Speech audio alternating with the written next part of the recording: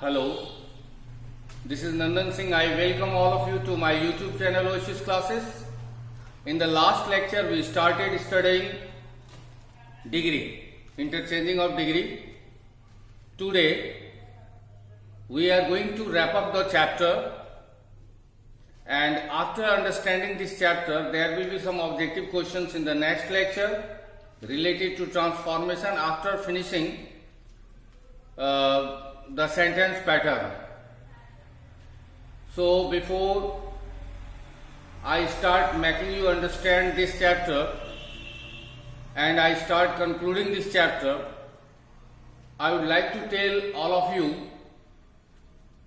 you have been informed earlier that after some days there will be the distribution of second notes. The timing and the date of the distribution will be declared on through YouTube or WhatsApp. So you have to be connected. You have to get the information through these two mediums, and almost all of you will have to come to Devgarh to have your notes. In upcoming future, the day, as I told you earlier, the date will be declared very soon.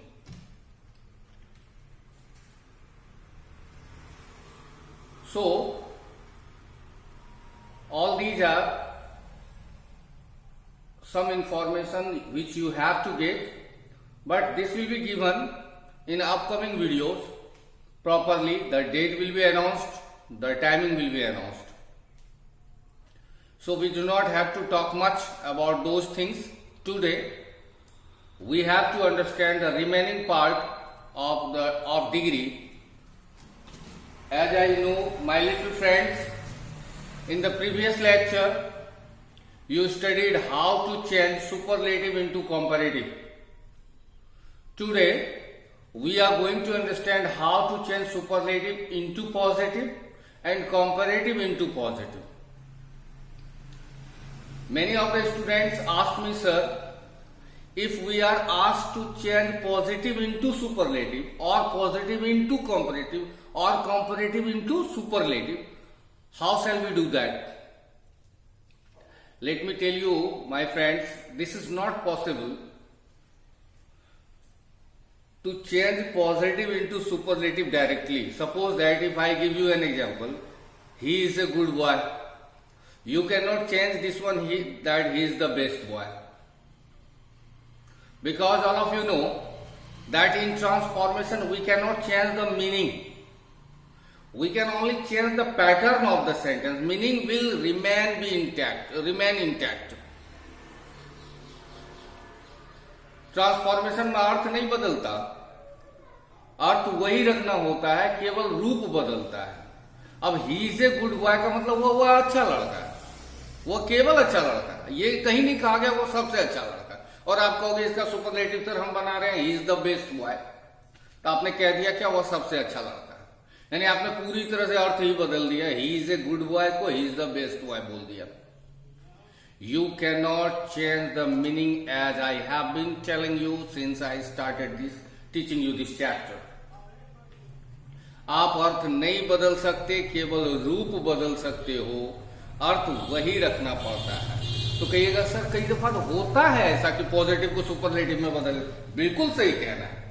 वही चीज को क्या किया जाता है, जैसे अभी आप देखो एग्जाम में दिया रहेगा no other boy is as tall as Ravi, और कहेगा क्या इसको सुपरलेटिव बनाओ, ऐसे दिया रहेगा.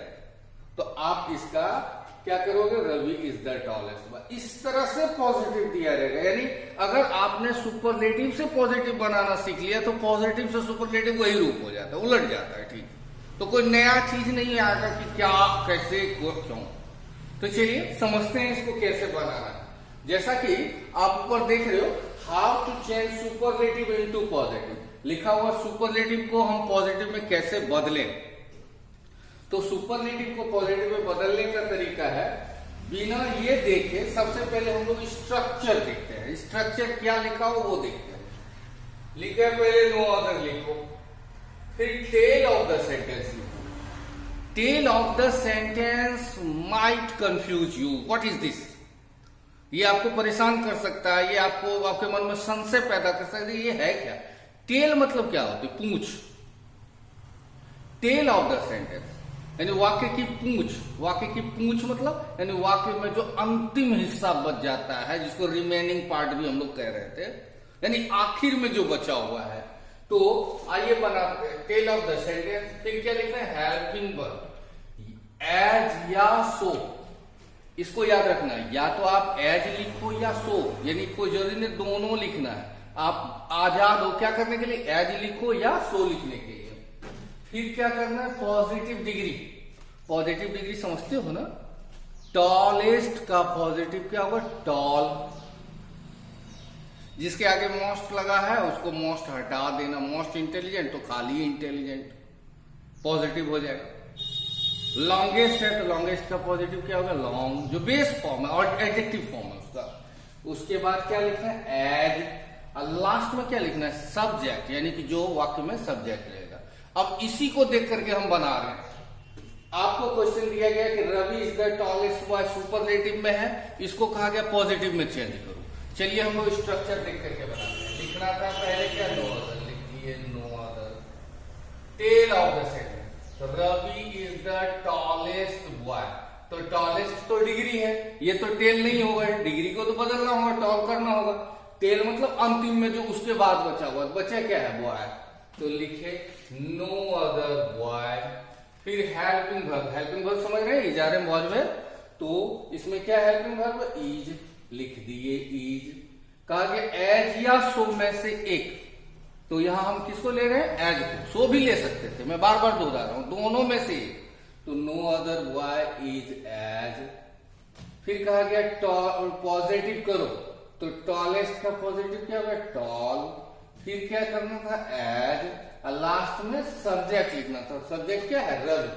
तो क्या बना? No other boy is as tall as Ravi. अब आपके मन में जरूर आ रहा होगा कि सर हम लोगों को बता दें इसका हिंदी मीनिंग क्या हुआ। तो कैसे सर बार बार कह रहे हैं कि मीनिंग नहीं बदल सकते हो, केवल तरीका बदल सकते हो लिखने का। तो चलिए ऊपर मैंने सुपरलेटिव का हिंदी समझते हैं। Ravi is the tallest boy. Ravi is the tallest boy की हिंदी क्या हुई? रवि सबसे लंबा लड़का है। अब उसको जब हमने पॉजिटिव किया तो उसकी हिंदी देखते हैं क्या। No other boy is as tall. कोई भी दूसरा लड़का, नो अदर मतलब होता है कोई भी दूसरा, निगेटिव होता है। No other boy is as tall. कोई भी दूसरा लड़का उतना लंबा नहीं है। एज मतलब या सो मतलब उतना इतना होता है। तो no other boy is as tall as Ravi. कोई भी दूसरा लड़का उतना लंबा नहीं है जितना कौन लंबा है? रवि। मतलब नाक को ऐसे ना छू करके आपने हाथ घुमा के छुआ कि कोई भी दूसरा लड़का उतना लंबा नहीं है जितना रवि, का मतलब हुआ रवि सबसे ज्यादा लंबा लड़का है। जैसे आप कहिएगा मेरे घर में कोई भी उतना लंबा नहीं है जितना मेरा छोटा भाई, तो आपके कहने का मतलब क्या हुआ? आपका छोटा भाई घर का सबसे लंबा सदस्य है। तो घुमा फिरा करके आपने क्या कह दिया कि रवि ही सबसे लंबा लड़का है। तो मैंने थोड़ी देर पहले वही कहा कि आप you can not change the meaning, you can change only the form of the sentence. अब मैं जैसे दूसरा एग्जाम्पल था, India was the richest country in world. इसकी हिंदी हुई भारत विश्व में सबसे धनी राष्ट्र था, देश था।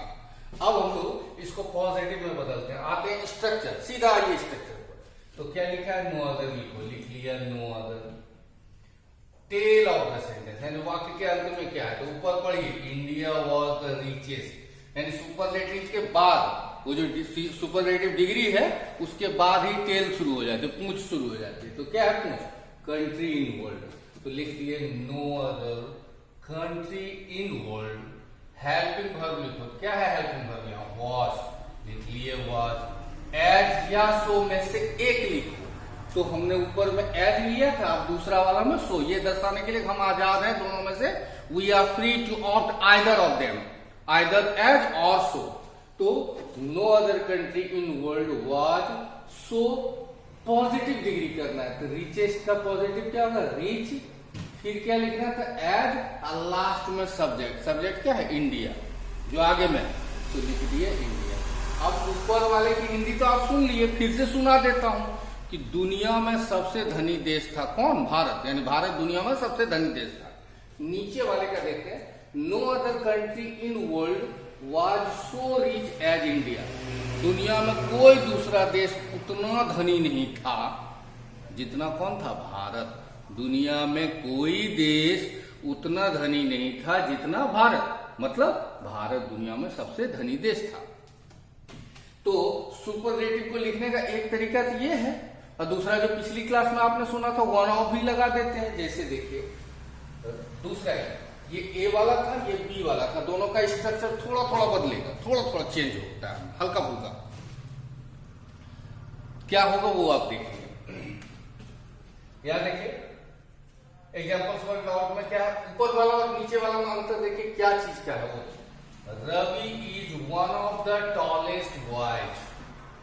वन ऑफ पिछले क्लास में सुना था, वन ऑफ लगा रहेगा तो नाउन क्या हो जाएगा, प्लूरल, ये नियम है। वन ऑफ द बॉय नहीं होता, वन ऑफ द बॉयज होता है, क्योंकि हिंदी भी करोगे तो लड़का में से एक नहीं बोला जाता, लड़कों में से। जैसे सभी लड़कों में से एक लड़का अनुपस्थित है, सभी लड़का में से एक लड़का, तो Ravi is one of the tallest boys. Hindi क्या हुआ, रवि सबसे लंबे लड़कों में से एक है, यानी कि हमारे बैच में, क्लास में या जान पहचान में जितने लंबे लंबे लड़के हैं, जो उसमें 4-5 ऐसे लड़के हैं जो बहुत लंबे हैं, उनमें से एक रवि भी है। तो आप गौर करो, इसका अर्थ बदला तो तरीका भी बदलने का क्या हो गया, थोड़ा चेंज हो गया। आगे स्ट्रक्चर तो क्या लिखना है, very few, very few. Tail of the sentence, tail क्या था, बॉयज, लिख दिए वेरी फ्यू बॉयज। अब इसको ठीक से समझिए, इसको plural form of verb, plural form समझ रहे हैं ना, इज आर एम का प्लूरल, तो इज का प्लूरल तो आर होगा, आर है तो आर ही रहेगा। इज और एम का प्लूरल क्या कर देना, आर कर देना। जैसे वेरी फ्यू, यहां क्या था, हेल्पिंग वर्ब क्या था, इज, तो इज का प्लूरल रूप लिखना है। इज का प्लूरल रूप क्या होता है, are. Very few boys are. फिर क्या करना है, एज या सो में से एक लिखना है, यहां हमने सो लिया। फिर क्या करना है, पॉजिटिव डिग्री करनी है, तो टॉलेस्ट का क्या होगा, टॉल, लास्ट में एज और सब्जेक्ट लिखना है, तो लिखे as Ravi. Very few boys are so tall as Ravi. अब आप कहोगे इसकी हिंदी क्या हुई, वेरी फ्यू का मतलब तो बहुत थोड़े से, बहुत कम, तो बहुत थोड़े से लड़के उतने लंबे हैं जितना कौन है, रवि। इसका मतलब रवि सबसे लंबे लड़कों में से एक है, यानी गिनती के 2-4 लड़के ही उतने लंबे हैं जितना रवि। जैसे दूसरा ऊपर वाला देखिए, India was the richest country in world. इसकी हिंदी हुई कि भारत दुनिया में सबसे अमीर देश था। दूसरा इसकी हिंदी क्या हुई, India was one of the richest countries in world. Bharat दुनिया के सबसे धनी देशों में से एक था, यानी उस समय इतिहास में जो गिनती के 2-4 देश होते थे जो कि बड़े पैसे वाले, बहुत धनी हुआ करते थे, उसमें से एक था भारत। तो इसका फिर बनाते हैं, वेरी फ्यू लिखे। Tail of the sentence, tail क्या है, हमने क्या कहा, टेल कहां से शुरू होगा, सुपरलेटिव के बाद जो सेंटेंस होगा। रिचेस्ट के बाद क्या है, कंट्रीज इन वर्ल्ड, तो very few countries in world. Plural form of helping verb, helping verb क्या है, वॉज, वॉज का प्लूरल रूप क्या होगा, वर्ब, तो वेरी फ्यू वो countries in world verb. As या सो में से एक लेना था, तो यहां सो लिए थे, यहां एज ले रहे हैं अपने मन से। आप चाहते हैं यहां भी एज लिख सकते थे, आप चाहते हैं यहां भी सो लिख सकते थे, कोई भी लिख सकते हैं। तो very few countries in world were as, positive करना था तो रिचेस्ट का पॉजिटिव क्या, रिच। फिर एज, लास्ट में सब्जेक्ट, तो सब्जेक्ट क्या है, इंडिया, इंडिया लिख दिया लास्ट में। तो very few countries in world were as rich as India. दुनिया में बहुत थोड़े से देश उतने धनी थे जितना कौन था, इंडिया। तो आपने यहां पर देखा माय लिटिल फ्रेंड्स कि आपने सुपरलेटिव से क्या किया, पॉजिटिव किया। सुपरलेटिव लिखने का 2 तरीका होता है, he is the best boy या he is one of the best boy, one of लगा हुआ रहता है। तो दोनों तरीके को मैंने अलग अलग ढंग से बदला है। लास्ट है कैसे हम लोग कंपैरेटिव को क्या करेंगे, पॉजिटिव बनाएंगे। आते देखते हैं।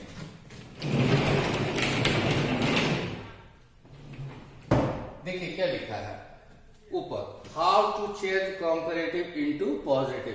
कंपैरेटिव को पॉजिटिव में कैसे बदलें, कंपैरेटिव को पॉजिटिव में कैसे बदलें। एग्जांपल्स दिया हुआ, Amit is taller than I, ये कंपैरेटिव है। कंपैरेटिव मतलब कंपैरिजन किया जाता है दो लोगों को। अमित मुझसे ज्यादा लंबा है, Amit is taller than I, Amit मुझसे ज्यादा लंबा है। अब हम इसको पॉजिटिव कर रहे हैं, I am not so tall as Amit. कैसे हो गया, स्ट्रक्चर पर लिखा है सेकेंड नाउन और प्रोनाउन। इसमें चूंकि दो लोगों के बीच में तुलना होती है, राहुल रमन से लंबा है, एक राहुल है और एक क्या है, रमन। इसमें फर्स्ट और सेकंड, जो शुरू में लिखा है वो फर्स्ट है और जो लास्ट में लिखा है वो क्या, सेकंड। तो Amit is taller than I, Amit मुझसे ज्यादा लंबा है, तो अमित फर्स्ट हो गया और लास्ट में जो लिखा है वो कौन है, सेकंड, यानी कौन, आई। तो इसमें नियम देखिए, गौर से देखिए, सेकेंड को पहले लिखना होता है, तो लिखे आई, हेल्पिंग वर्ब लिखे, आई के साथ क्या लगाएंगे, एम।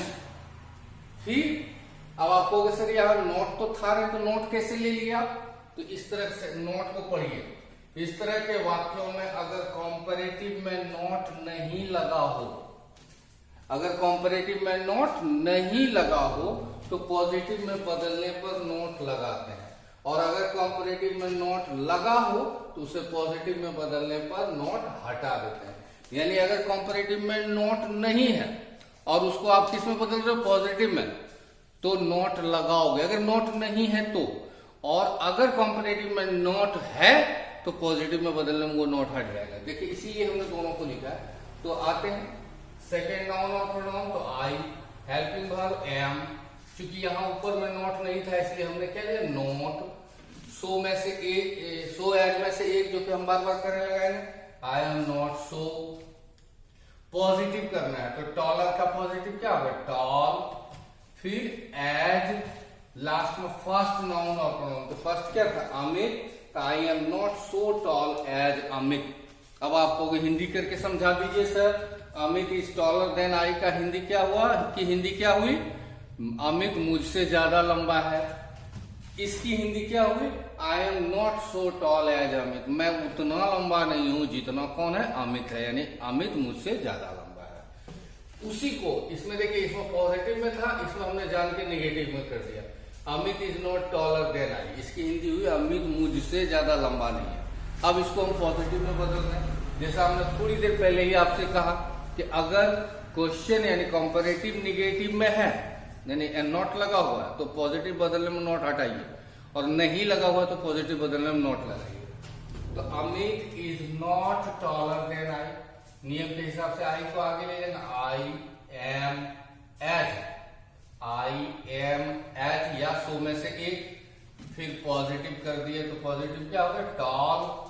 फिर एज, लास्ट में फर्स्ट नाउन और प्रोनाउन, तो अमित है, तो I am as tall as Amit, मैं भी उतना ही लंबा हूं जितना कौन है, अमित। और ऊपर वाले का हिंदी क्या हुआ, अमित मुझसे ज्यादा लंबा नहीं है। यानी आप क्या कहना चाह रहे हो, अमित उतना ही लंबा है जितना मैं हूं। उसी चीज को हमने पॉजिटिव रूप में क्या लिखा, I am as tall as Amit, मैं उतना ही लंबा हूं जितना अमित। आपने समझ लिया कि आप इस तरह के यानी ट्रांसफॉर्मेशन में भूल से भी अर्थ नहीं बदल सकते, लिखने का तरीका, बोलने का तरीका केवल बदल सकते हो। अर्थ, the meaning as I have been telling you, the meaning remain intact, meaning एक ही रहता है, वो कभी नहीं बदलता है।